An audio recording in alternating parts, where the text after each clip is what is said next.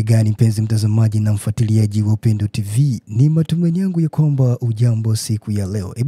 Wengi wanatamani kuweza kujua ni namna gani watangazaji wanavyokuwa wakiingiza sauti zao. Kwa hiyo tupo na dada yetu Sikola Kisanga, mtangazaji wa BBC, akiweza kutuambia namna gani wanavyokuwa wakisoma taarifa ya habari, lakini pia kuweza kuingiza sauti katika microphone. Hivyo basi tumfuatilie Sikola Kisanga, ambapo ni mtangazaji wa BBC, akiweza kuingiza sauti na kuweza kufanya yale mambo ya voice over. Tuende moja kwa moja tumfuatilie kile anachokuwa kikifanya. Anaonyesha kwa vitendo. Kwa hiyo bila shaka hujachelewa kufuatilia mwanzo mpaka mwisho wa hili bana. Kwa hiyo si jambo rahisi, tunakuwa tunapambana kweli kweli. Nafikiri kwamba dada yetu Sikola Kisanga anatuambia moja kwa moja namna gani ya kuweza kuingiza sauti. Kwa hiyo fuatilia moja kwa moja ili uweze kujifunza hapa bana. Kwa hiyo ninaamini kwamba utakwenda kushikilia na kuweza kujua mengi. Bila shaka ni mtangazaji wako na mtayarishaji wako Upendo Kiza. Twende kwa pamoja mimi nao tupate kumfuatilia dada yetu Sikola Kisanga, ambapo mtangazaji wa BBC anatuambia mwanzo mpaka mwisho. Asante sana. Twende moja kwa moja.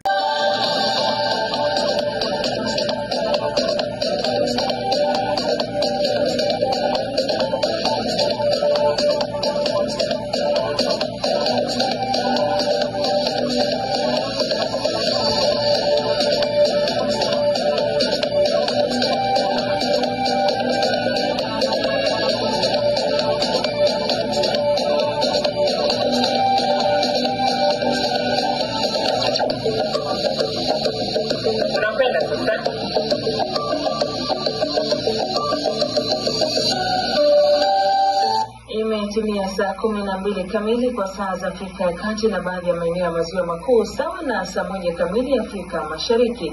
Hujambo, mimi ni Sikola Kisanga na karibu katika Amka na BBC.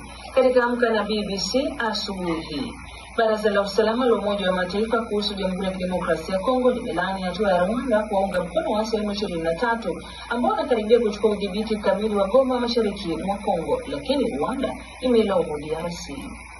The situation could have been solved a long time ago if President Tshisekedi had demonstrated political will and good faith in finding a lasting solution to this conflict.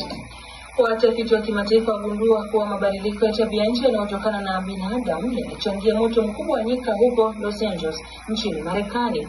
Na tutaangazia nchi za Afrika zitaathirika vipi katika sekta ya afya baada ya rais wa Marekani Donald Trump kutia saini amri kuanza mchakato wa kuondoa Marekani kwa mwanachama wa shirika la afya duniani WHO.